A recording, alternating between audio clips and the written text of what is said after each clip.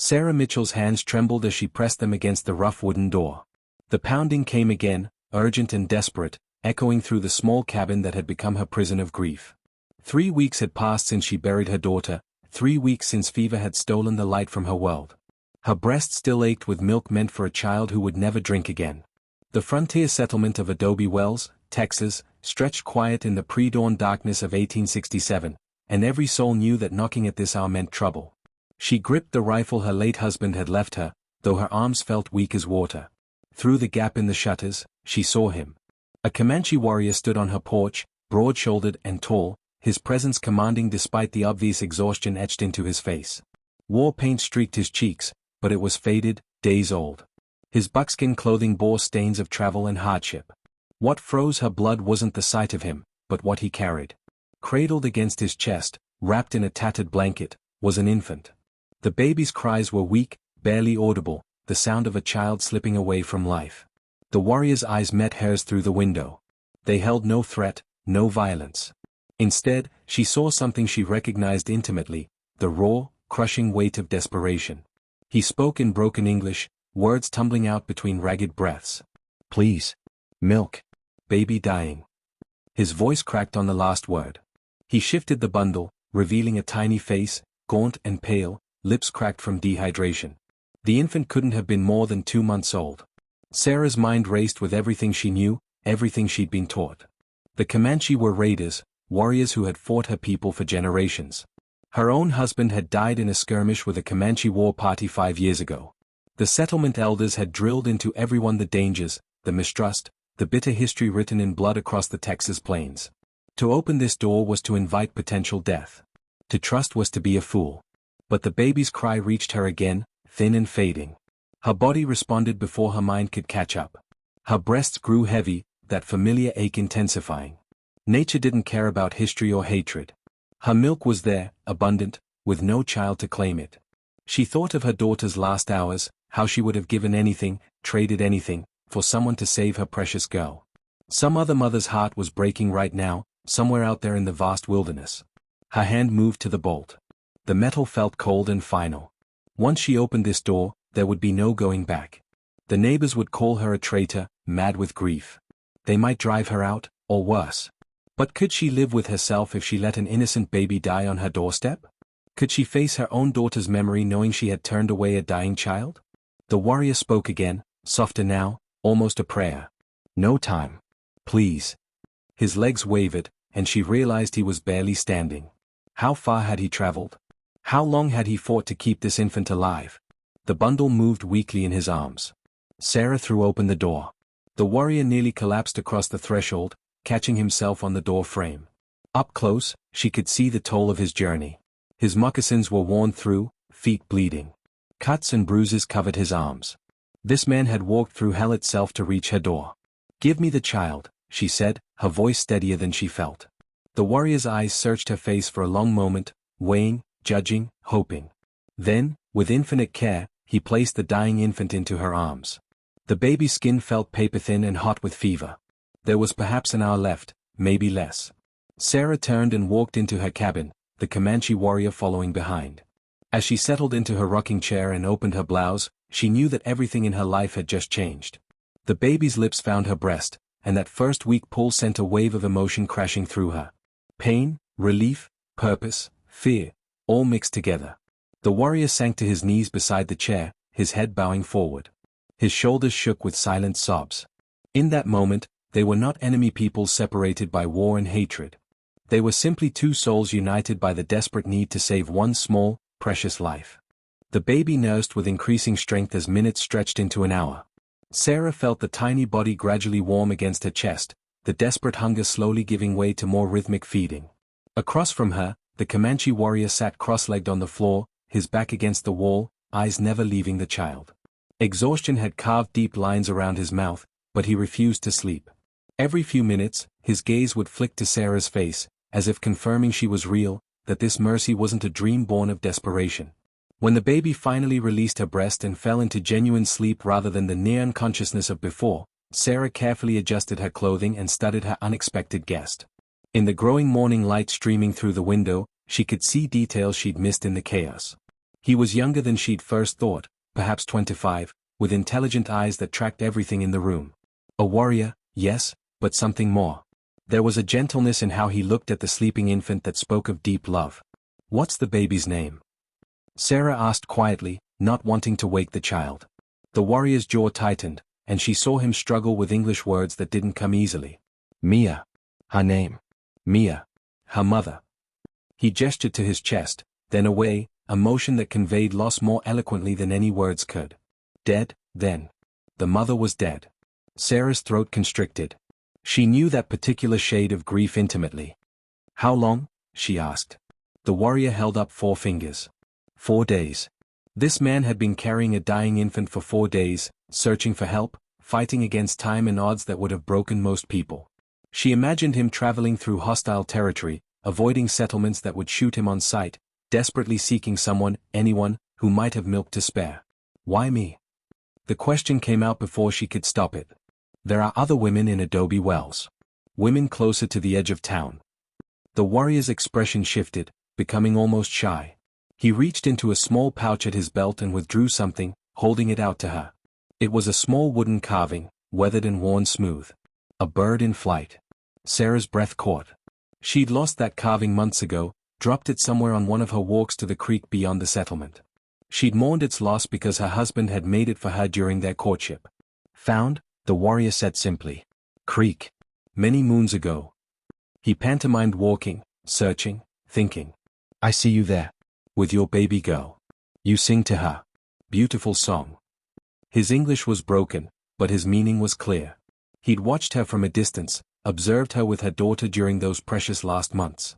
Rather than finding this frightening, Sarah felt an odd sense of connection. He'd seen her happiness, witnessed her love. When desperation came, he'd remembered the woman who sang to her child by the creek. How did you know? Sarah asked. About my daughter.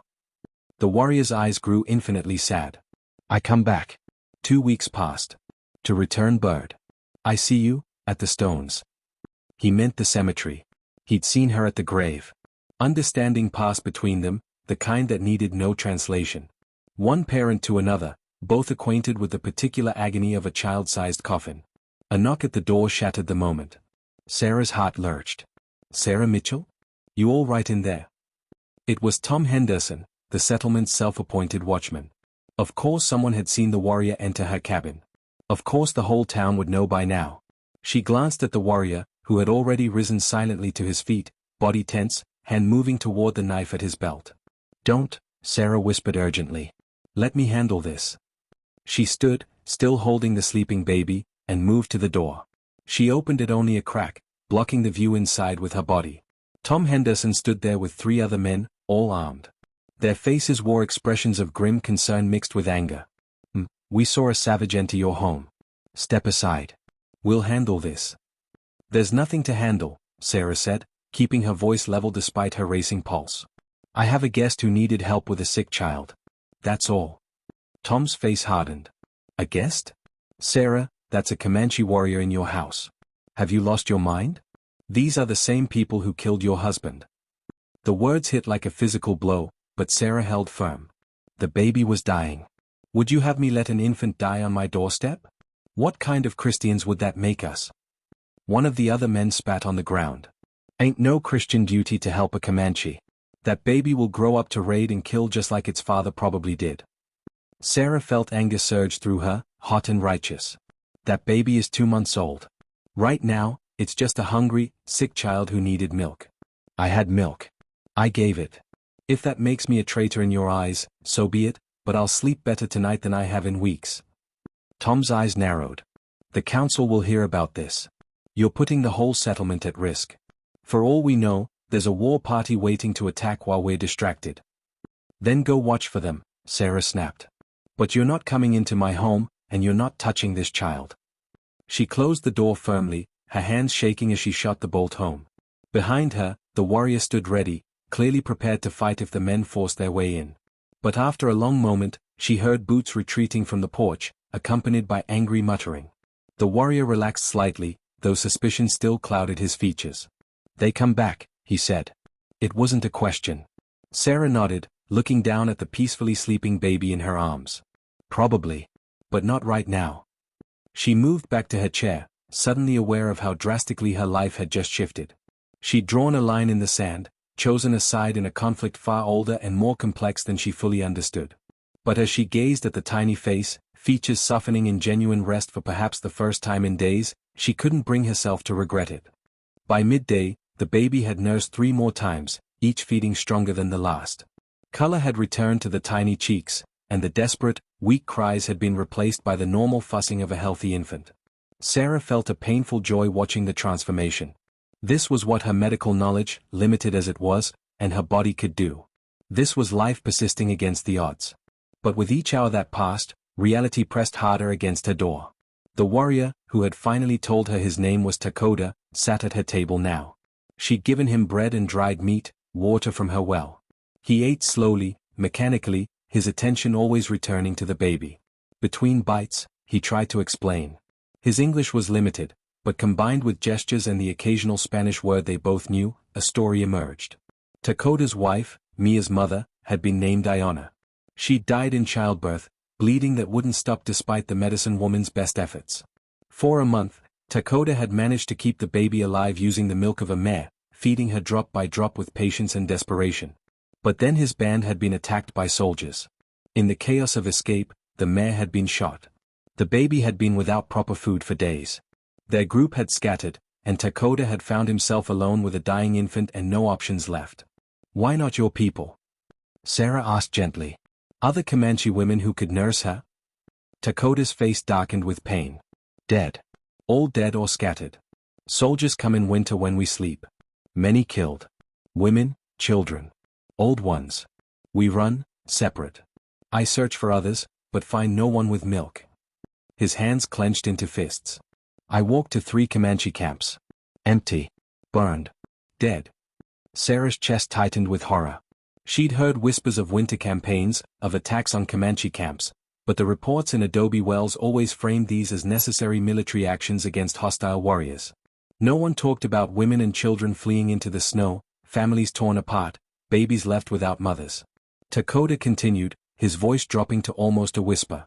"I think, maybe Mia dies with her mother. Maybe that is the path. But I hold her, I see her eyes, I cannot let her go. She is all I have of Iona. She is my heart outside my body." The words resonated in Sarah's soul. She understood that description perfectly. That's exactly what her daughter had been, her heart, walking around outside her body, vulnerable to every danger the world could throw at it. When her daughter died, part of Sarah had wanted to follow her into the ground. Only stubborn survival instinct and the knowledge that her husband would have wanted her to live had kept her breathing day after day. "I'm sorry," Sarah said, knowing the words were inadequate but needing to say them anyway. "For your wife. For your people. For all of it." Takoda met her eyes, and she saw surprise there, as if he hadn't expected sympathy from a white woman. "Your heart hurts too," he said. "It wasn't a question. I see it. In your eyes. Same as mine." Before Sarah could respond, angry voices erupted outside. She stood quickly, handing the baby to Takoda, who took her with practiced ease. Through the window, she saw a crowd gathering. At least 20 people from the settlement, maybe more. Tom Henderson stood at the front, and beside him was Reverend Colton, whose stern face promised nothing good. Sarah's stomach knotted with dread. This was worse than she'd feared. The Reverend's presence meant the council had met, and they'd made a decision. She'd known there would be consequences, but she'd hoped for more time. Time for the baby to grow stronger. Time to figure out what came next. Time to prepare Takoda for whatever would happen. The knock came, authoritative and demanding. "Sarah Mitchell, this is Reverend Colton. Open this door. The settlement council has convened regarding your actions this morning." Sarah looked at Takoda. His body had gone rigid, every muscle tensed for violence. He held Mia protectively against his chest with one arm, his other hand on his knife. "No," Sarah said firmly. "Fighting will only get us all killed. Let me talk to them." "They take Mia," Takoda said, his voice rough with barely controlled emotion. "I cannot allow." Sarah understood his fear completely. If the men outside decided the baby was better off without her Comanche father, they might try to take her by force. Frontier justice was swift and often brutal. "They won't take her while I'm breathing," Sarah promised, surprised by the steel in her own voice. "I swear it." She opened the door but stood in the threshold, blocking entry once again. Reverend Colton's weathered face regarded her with a mixture of disappointment and anger. Sister Sarah, you've placed yourself and this entire community in a precarious position. That warrior must leave, and the child must be surrendered to the proper authorities. The proper authorities? Sarah repeated, her voice sharp. And who would that be? The army that's been killing his people? The Indian agent who'll send this baby to a boarding school to have her identity stripped away? Or perhaps you mean the orphanage in Fort Worth, where she'll be one more unwanted Indian child in a system that doesn't care if she lives or dies. The Reverend's jaw tightened. Your grief has clouded your judgment. That child belongs with her own kind. Her own kind is her father, Sarah shot back. Who is standing right here, who walked through hell itself to save her life. What more proof of love and devotion do you need? A voice from the crowd called out, he's a savage, Sarah. They all are. You can't trust them. Others murmured agreement, the sound of collective fear and prejudice rolling toward her like a wave. Sarah felt something break loose inside her, all the grief and anger and loss of the past months finding a sudden target. My husband died fighting Comanche, and I mourned him deeply. But I've also seen what we do to them. I've heard the stories of burned villages and murdered children that we call pacification. I've watched us take their land and call it progress. And now I'm supposed to let an innocent baby die because of the color of her skin and the blood in her veins? No. I won't. The crowd fell silent, shocked by her outburst. Reverend Colton's expression shifted from anger to something like pity. Sarah, we understand you're in pain. Losing a child has clearly affected you more deeply than we realized. But this is not the way to heal. His patronizing tone made her want to scream. I'm not healing, Sarah said quietly but fiercely. I'm choosing. I'm choosing to use my grief for something besides bitterness. I'm choosing to save a life instead of taking one. And if that means standing against all of you, then so be it. The standoff lasted through the afternoon. Reverend Colton and the council members eventually left, but they posted guards around Sarah's cabin. No one was to enter or leave without permission. Sarah watched from her window as the settlement transformed her home into a prison. She'd been given until dawn to come to her senses and surrender the warrior and child to the council's authority. The implication was clear: comply or face banishment, possibly worse. Inside the cabin, an odd domestic scene unfolded. Dakota sat near the fire, holding his daughter while Sarah prepared a thin soup from her dwindling supplies. The baby, now clearly recovering, made small cooing sounds and waved her tiny fists in the air. Every time Mia made a noise, Dakota's face transformed, hardness melting into pure tenderness.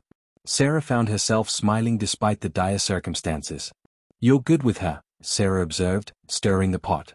Dakota glanced up, a hint of pride in his eyes. I learn fast. First days, I am, what is word? Afraid? Not afraid of danger. Afraid of breaking her. So small. He held up his large, scarred hands. These hands make war. Now they must be soft for her. Sarah understood completely. She remembered her own terror when her daughter was first born, the overwhelming responsibility of keeping such a fragile life safe. You didn't break her, Sarah said gently. You saved her. You brought her to the right place at the right time. That takes wisdom, not just strength. Dakota was quiet for a moment, his gaze distant. In my vision quest, when I was young, I saw a white bird. The medicine man said it meant I would walk between two worlds. I did not understand then. I thought maybe it meant I would be great warrior, fight white men and also protect my people. But now. He looked at Sarah, then down at Mia. Now I think maybe it means this. That I must trust white mother to save Comanche daughter. That the worlds must mix for life to continue. The profundity of his words settled over the room. Sarah had never thought of herself as part of anyone's vision or destiny. She was just a woman who'd lost too much and found herself with an impossible choice. But maybe that was how destiny worked, not in grand pronouncements but in small moments of decision when the easy path led one way and the right path led another. What will you do when dawn comes? Sarah asked, though she dreaded the answer. Dakota's expression hardened again. I cannot stay. They will kill me, maybe you too if you protect me. But Mia needs milk. Needs mother. The word caught in his throat. Needs you. You can't mean, Sarah started, but Dakota cut her off. I leave. You keep Mia. Raise her safe. The words fell like stones into still water, ripples of implication spreading outward. Sarah set down her spoon, hands shaking. I can't just take your daughter. You love her. She needs her father. She needs to live, Dakota said firmly. With me, always running, always hiding, she will die. Or soldiers will kill her. Or she will starve again when I cannot find food. Here, with you, she has chance. His voice cracked. Better chance than I can give.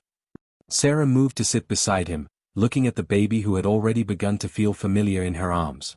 If I keep her, the settlement will never accept her. They'll make her life hard. They'll call her savage, treat her as less than human. She'll grow up knowing she's different, knowing people hate her for who she is. But she will grow up, Dakota said simply. That is more than I can promise. The terrible logic of his argument was irrefutable. Sarah had seen the desperation in his eyes when he first arrived, the knowledge that death was moments away. How many more times could he outrun that fate? How long before the baby's luck ran out? There has to be another way, Sarah insisted, though even as she spoke, she couldn't imagine what it might be. The frontier was unforgiving, and the war between settlers and Comanche had made trust nearly impossible. Dakota couldn't stay in Adobe Wells without being arrested or killed. He couldn't take the baby back to his people because his people were scattered, dead, or fleeing.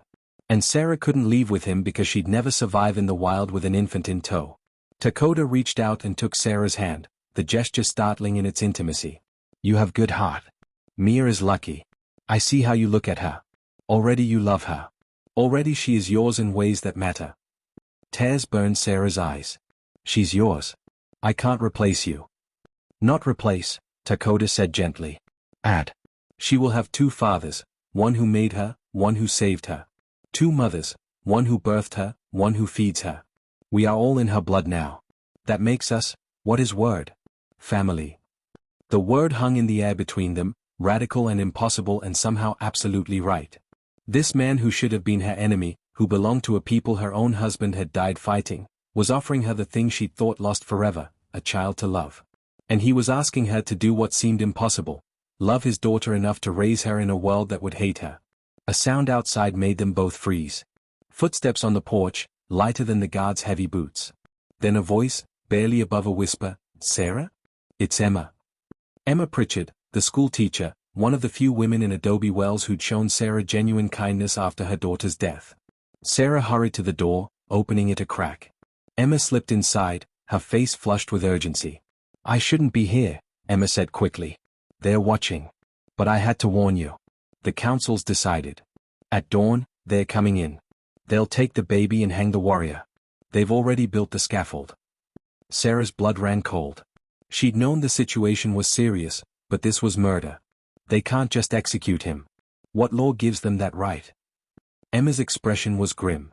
Frontier law. They're calling him a threat to the settlement, claiming he was scouting for a raid. It's all lies, but no one's willing to speak against the council. She looked at Dakota, who stood silent and understanding even if he couldn't follow all the English. You have to get him out. Tonight. There's a break in the guards' rotation around midnight. 5 minutes when the north side is unwatched. It's your only chance. Midnight arrived with a sliver of moon casting barely enough light to see by. Sarah had prepared a bundle for Dakota, food, water, a blanket, and the few medical supplies she could spare. It wasn't much, but it might buy him a few more days of survival in the wilderness. The baby slept in a basket by the fire, blissfully unaware that the world was about to shift once again. Dakota stood by the window, watching the guard's movements with a warrior's trained eye. He'd shed his exhaustion like a snake shedding skin, transforming back into the dangerous, capable fighter he'd been before desperation had brought him to Sarah's door.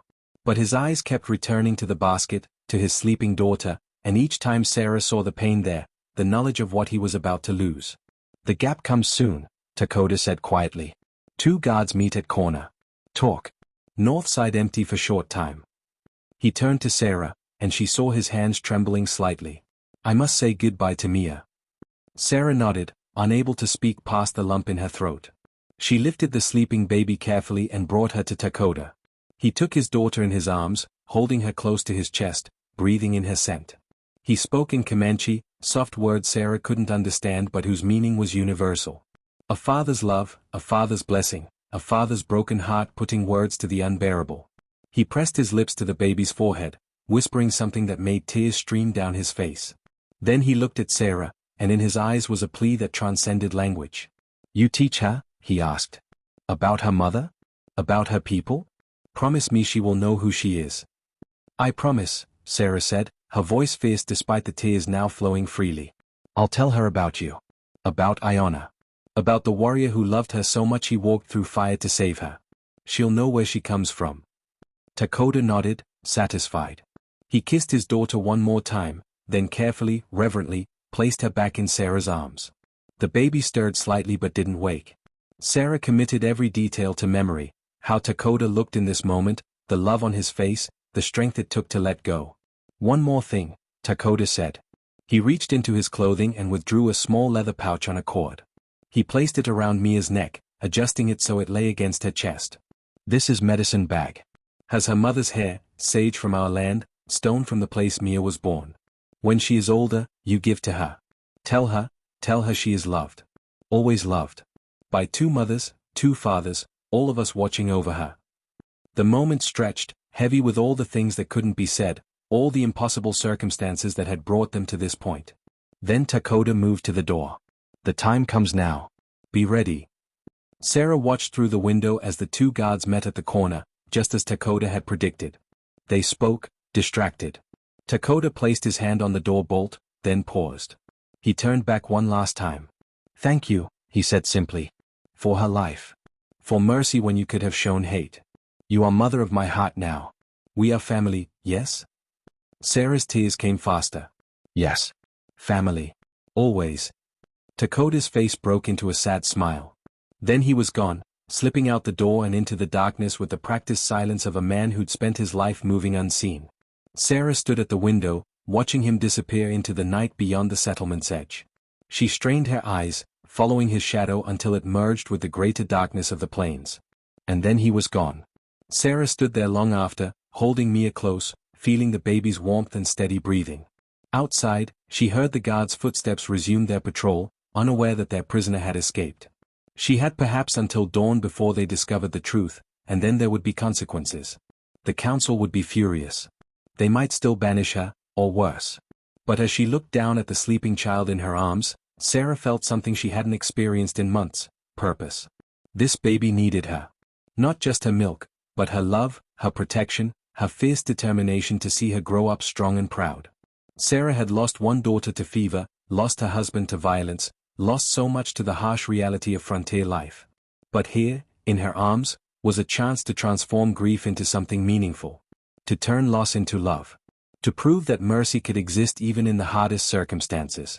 As the first light of dawn began to paint the horizon, Sarah heard commotion outside. Shouts of anger and disbelief as the guards discovered Dakota's escape. Heavy boots pounded toward her door. She stood tall, holding Mia protectively, and waited. When they burst through the door, Reverend Colton, Tom Henderson, and half a dozen others, she met their fury with calm certainty. "He's gone," she said simply. "And the baby stays with me." Tom Henderson's face went purple with rage. "You helped him escape. You're a traitor to your own people." Sarah didn't flinch. "I saved a child's life. If that makes me a traitor, then I'll wear that name proudly." Reverend Colton stepped forward, his voice cold. "The council's decision is made. You are hereby banished from Adobe Wells. You have until noon to gather your possessions and leave. That child will be placed in proper care." Sarah's heart hammered, but she held her ground. "No. She stays with me. I'm her mother now, and I'll fight anyone who tries to take her." A new voice cut through the tension. "She won't have to fight alone." Emma Pritchard stepped into the cabin, followed by 3 other women from the settlement. "If you banish Sarah, you banish us too. She did what any Christian should do, she showed mercy to a dying child." Another woman spoke up, old Mrs. Chen who ran the general store. "I lost 2 babies to fever. If someone had been able to save them, I'd have gotten down on my knees and thanked God. Sarah Mitchell did a holy thing, and I won't see her punished for it." The tide was turning. Sarah saw uncertainty flicker across Reverend Colton's face. Tom Henderson sputtered, but the presence of the women had shifted the dynamic. In a settlement where women were few and valuable, alienating 4 of them was a dangerous proposition. The Reverend cleared his throat. "The child can stay. But Sarah, you're on probation. One hint of trouble, one sign of danger to this settlement, and you're out." "Understood." It wasn't acceptance, but it was enough. Sarah nodded. Understood. As the men filed out, grumbling and dissatisfied, Emma squeezed Sarah's shoulder. You did good, she whispered. That baby is lucky to have you. After they left, Sarah sat in her rocking chair, exhausted but oddly at peace. She looked down at Mia, who was beginning to wake, ready for another feeding. The baby's dark eyes opened, and Sarah felt her heart expand to encompass this new life. She thought of Dakota, somewhere out on the plains, carrying the unbearable weight of a father's sacrifice. She thought of Ayana, the mother who'd given her life bringing this child into the world. She thought of her own daughter, buried in the cemetery on the hill. All of them were part of this story now, woven together by fate and choice and love. You're going to be all right, Sarah whispered to the baby as she began to nurse. I've got you now. And I promise you'll know where you came from. You'll know about the warrior who loved you enough to let you go, and the mother who died giving you life. You'll know about your people and their strength. You'll grow up knowing you're loved, by so many, in so many ways. Outside, the sun continued to rise over Adobe Wells, casting golden light across the settlement. It was a new day, full of unknown challenges and uncertain futures. But in Sarah Mitchell's cabin, a Comanche baby nursed peacefully in the arms of the woman who had become her mother. Two hearts, broken by different tragedies, were beginning to heal together. In a world defined by division and hatred, they had created something radical, a family born not of blood but of choice, not of tradition but of mercy, not of war but of love. And that, Sarah knew, was worth fighting for.